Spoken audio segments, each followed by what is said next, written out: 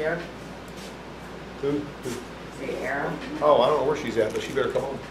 All right, hard AC lines in contact with a shock tower can conduct all manner of engine noises to the customer's ear through the car body. And where there's motion, there's typically noise. Anything's moving, you got engines running, and you got exhaust stuff and all that. And so basically, a lot of times what we used to have to do at the Ford place is when we had this vibration coming through the exhaust system or something, we would loosen the exhaust system, loosen all the motor mounts, and then we would put it in drive and rock the engine back and forth and let all that stuff find where it wanted to be, and then we tighten it all back down. A lot of times the noise would be gone. But if it's in a bind, you know, you loosen it up and get it out of the bind. And I could go over and take Tim's hat and pull it off his head and put it back on, or pull his glasses off and put it back on. He's going to have to fix it because it don't feel right. You know what I'm saying? If I take your hat off and put it back on your head, you're going to have to fix it because when I put it on, it don't feel right. And so we wanted to find out where it's at. Right? There's a lot going on between the road and the seat, right? And with all the dynamics related to brakes, suspension, steering, and wind turbulence, noise hunting's not for lazy people. And noise hunting's aggravating. Some mechanics just despise getting a noise thing. Machine speed in the road. Some people enjoy it. Hold in, dear. You're 2 hours late. All right. To the unknowing eye, these plastic resonators on these cars. You see these resonators are in the intake? This is actually a chamber that looks like it's not there for any reason. Well, they're not on every vehicle, but they're on a lot of them. But they reduce acceleration noise. A lot of times, the people back in the day used to flip the breather over so they could hear the thing going woo. You remember that when they turned the breather over? Mine's like that on my truck. Yeah, yeah, that doesn't surprise me. All right. So noise problems, whether they're real or perceived, can be really elusive. They can telegraph themselves. My aunt was in here with her Crown Victoria one time, and I would have sworn in a court of law that noise was coming from the left rear that we were hearing on her Crown Victoria, and it turned out it was a tire on the bad front. I mean, a bad tire on the left front. And I would have sworn it was on the rear. I mean, it's just, so you got to be really particular about that. These bearings that you have on the front of a car, when you swerve back and forth, you know, when you swerve this way, you're loading that one, and it makes this louder and all. Sometimes, you know, some people, the tire shops and all, just because they don't want to have to do twice the work, they'll actually, I mean, what I'm saying is, you know, price the customer out a bearing, and it turns out it was one on the other side because it jerks you around. That happens sometimes. If you sell them both, you know, a lot of them do that. I don't know. Noise is defined as an abnormal sound. Vibration is a trembling sensation that's usually tied to engine or road speed, and harshness is related to the way a vehicle rides. You know, bouncing along there. Noise, vibration, and harshness. Now, how noise is generated in various frequencies, low to high pitch. When noise impacts our eardrums, you know, we tend to sort out these auditory inputs and compare them to what we recognize as normal. You ever heard a sound, and that's not a sound I heard before? You know what I mean? You hear a new sound, right?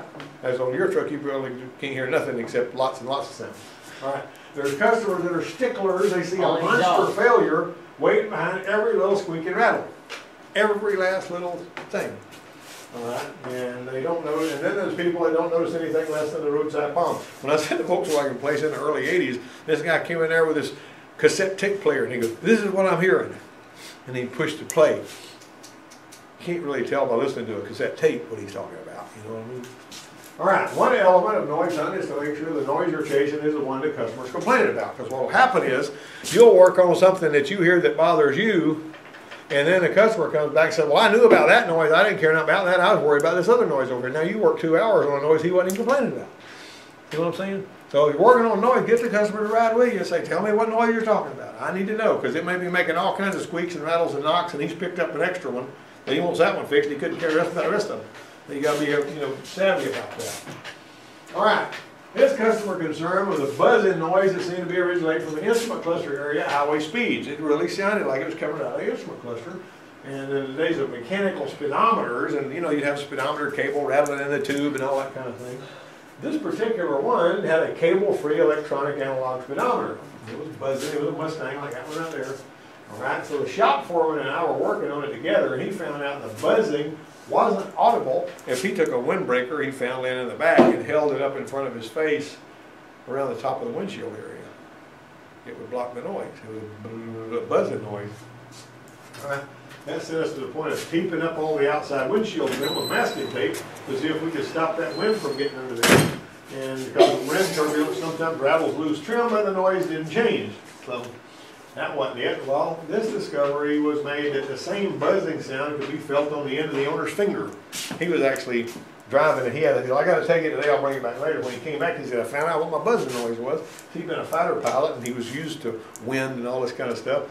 He said, I had my hand propped up, and I had my finger, you know, just on the, you know, rain trough. And he says, and that noise started making that noise, and I just kept driving, and I kept going with my finger until I felt it on the tip of my finger out there in the air. And he says, then I stopped the car, and I looked down the end of my finger, and he said, I was looking at my bug shield. He had put a bug shield on it. And so he got some Velcro and some aluminum, and he put it on the end of that bug shield where it wouldn't do that, and all that noise went away. It's a just really unusual situation, you know. That was the conclusion on the buzz. Now here's a progression. Typically a noise will have an originator, a conductor, and a reactor. It's coming from somewhere, it's going to be conducted by something, and it's going to have something that's going to react to it. Now what does that mean? The originator was the bug shield. The conductor, by way of the air, was the windshield, and the area around the speedometer head turned out to be the reactor. It sounded like it was coming from right in front of you there. Now we didn't see the speedometer head moving with the noise, but the customer was written up as a symptomatic component. Now the reactor is the most noticeably affected component. With a vibration, the reactor might be the sun visor. You ever seen the sun visor doing that? When you got a vibration going on? Well, what's the originator when you got a wheel balance? You know, as a matter of fact, whenever the wheels were balanced on when we put them tires on Katie's truck the other day, somebody used weights that were for aluminum wheels that wouldn't stay on there. They just slung off going down the road, and who knows where they stopped flying. You know, I don't remember. Oh, who was it that did that? I don't know. But anyway. That was me. Yeah. So, one of the chief reasons. It's stuck on there. Have you ever seen that between the engine and the body, you got these braided ground straps? You know, they're braided. The reason I use braided ground straps instead of heavy copper wire is that wire carries noise, and the braided ground strap doesn't. And besides, they're flexible too. When the engine's torquing, it'll break a copper wire, but it won't break that ground strap. And so, fuel systems are usually outfitted with pulsation dampers. They look kind of like a fuel pressure regulator. Sometimes they may even have a vacuum line going to them. But they basically have got, if you don't have a pulsation damper on some of these fuel systems, the clicking of the injectors will call the fuel lines to carry a sound into the car. Click, click, click, click, click, click, click, click, you know, the injectors. So that's like bouncing on a trampoline. It's got a little rubber thing. A lot of people don't know it, but on these Toyotas and stuff, one of them fuel dampers, if you pop that plastic cover off, there's a screw in the middle of it. You ain't supposed to turn the screw, you're just supposed to watch it. And if you turn on the key and that screw moves, you got enough fuel pressure to start the car. If the screw don't move, you ain't got no fuel pressure. You know, they do that on Toyotas and Hondas and stuff like that sometimes. Now, shoving the purge solenoid, this used to happen on my yellow Jeep. Somebody changed the oil, and they'd shove that purge solenoid, and they'd get it hung up under that accumulator pipe on that air conditioner thing. And that solenoid on them Chrysler products goes tut, tut, tut, tut, tut, tut, tut, tut. It makes a noise like that. And the frequency of that noise sounded for all the world like a dadgum engine knock. Scare the daylights out of you. Then I get out here and see that thing was pushed under there like that. I know exactly what the sound was. You know? All right, so now dry steering stops. You can call it light, sit, quick, and pop. The steering stop is when you turn the wheel all the way, this hits that. See how that's a dry steering stop? You're supposed to smear a little grease on that. And that way, if they're turning all the way this way and they're going over a bump, it won't go, you know, that dry stuff there. All right, sometimes the noise doesn't have a conductor or a reactor, just a noise. One example is a locked up viscous fan clutch. You guys have seen a viscous fan clutch, right? These things. You've seen that darn thing. You know the fan under there? This goes on the water pump, and the fan's bolted to this. And whenever the hot air is coming through here, it changes this little bimetal strip, and either be a spring or whatever, it makes it have more resistance, so it'll cool better. And then when it cools off enough, it gets easy to turn again. That makes it keeps the fan from robbing all your power. That's why so many vehicles now, even if they're a north-south engine, will have an electric fan, so you don't have all that power being pulled by that fan. But if that thing locks up, it'll sound like an airplane taking off, and you won't have but about half your power. Ooh, it's just real noisy. I think there's something bad wrong with it. All right, 2009 Carlo came to us with a whining noise that the owner had determined to be in the transmission. All right, so he paid for a transmission overhaul and had a lifetime warranty on that. But when we drove the car, it didn't sound like a planetary gear set, which ordinarily is the source of transmission whine sounds. It was a whine. Under the hood, the noise was really strong in the accessory drive belt area. When we took the belt off, that's how you do that. Remember we did that one time over here. Remember that? Had a rattling, knocking noise under the hood of the Chevy. And when we took it off, we found out the fan was loose. Took the belt off, tightened the bolts, and the noise was gone. Spinning every pulley, we found a rough and rumbling AC clutch bearing in that AC clip. As a matter of fact, well, I used to have that here. That's the that's not the pulley I was looking for, but you get what I'm talking about. Now, think of noise in the belt and pulley area. Remove the belt and spin all the pulleys. A lot of times you'll fail a nasty bearing, you know, and all that. An alternator with a bad stator will whine, and some of the Daco belts that are shiny with fluted crosscuts will sound like a bad bearing. Here you go. Owner goes to AutoZone, buys an alternator because that seems to be where the noise is coming from. All right, noise is still there. You have a bad AutoZone alternator?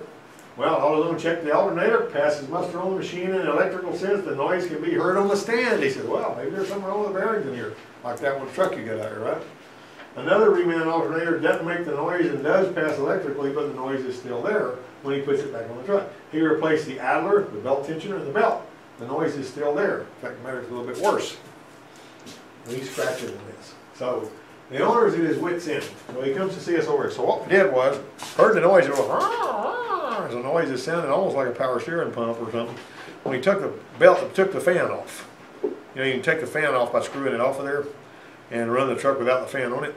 So without the fan on it, I'm listening to it, because that way you don't have the wind blowing, you ain't gonna get your fingers cut off, right? And so I'm listening on my stethoscope. I take the end off my stethoscope with like a listening pipe, and I go down here and I listen to right here, and I listen to right here while it's running, and it's really, really, really noisy where it's hitting those pulleys. And I said, there's something going on with that belt. Well, that's what the belt looked like. See that strange looking belt? All right. So it's unusual for a new belt to be that shiny and be made like that. I hadn't really ever seen one like it before I saw that one. I've seen some since then. It said made in the USA on it. I ordered a Gates belt from Auto Value Parts House, and no fluted cuts on the Gates belt, which is also fuzzy rather than shiny, and all the noise was gone. Adam Snap was working over there. You remember the place where he did that video where he changed the tire? He actually was working on a noise that this van was making. It was just horrible. And he said, I put a power steering pump on it because it sounds for all the world like a power steering pump. Still making a racket. I don't feel any bad pulleys or anything. I said, let me guess. I bet the belt's a shiny one with little flutes cut across it like this one right here. Yeah, that's exactly what it is. Just put a different belt on it and take care of it. Why did it be? I've seen that several times with these kind of belts. Now these belts are gone now. They just about quit making them this way. The company that was making them. A bad idler pulley. On a Ford Windstar can make a noise you'd swear was a bad power steering pump too, and the bearings only make noise when heavily loaded. So you may take the belt off and you may not feel anything, but if the bearings are loaded, now it's like a lot of bearings, if you don't have a load on them when you're listening for the noise, they won't make a noise. And you think the bearing's good. But if you put a load on it, it's going to start making noise.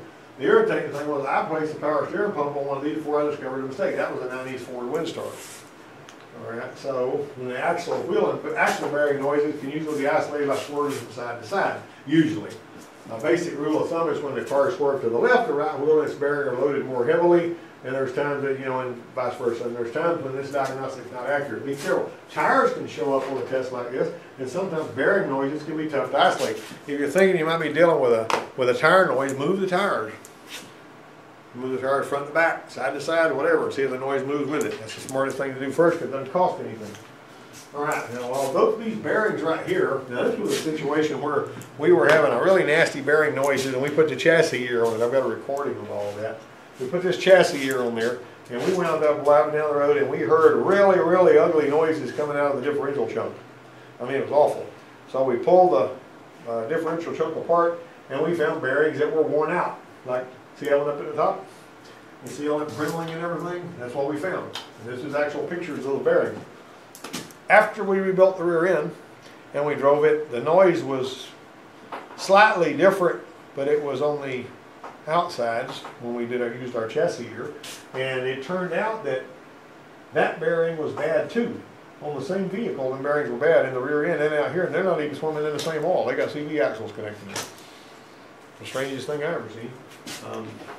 All right, chassis gear or similar type tools are really handy for finding out exactly which wheels. And you used this before. You use this. You use it. All right. Noises that change in vehicle speed and drive shaft or actual wheel related, bearings, brakes. I like to switch off the car and coast and see if I still hear it. If you're coasting and you're still hearing it, it's not engine or transmission related, right?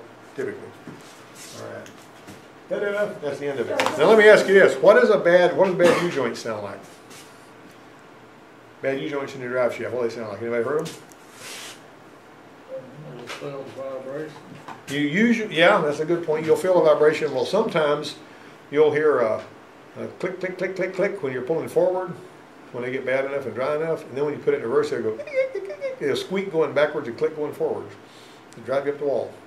And you will not be able to tell until you pull that drive shaft out of there and feel those U-joints if they're bad or not. Because you just get in there and look at them. Now, if they're really, really, really bad and all those little needles are gone, you might get in there and grab it and don't, but you won't always be able to do that. You have to pull the thing out and feel of it. If it's easy one way, but real hard and stiff the other way, you need a U-joint. Now, who's done U-joints this week? I got a You and worksheet I need Katie. to. Huh? I got a worksheet I need to do. That sounds like something you can help with, right? You can, can't you? You can do that? You know how to do the U-joint, right? I got a question. So when I go down the road, my car sounds like a helicopter.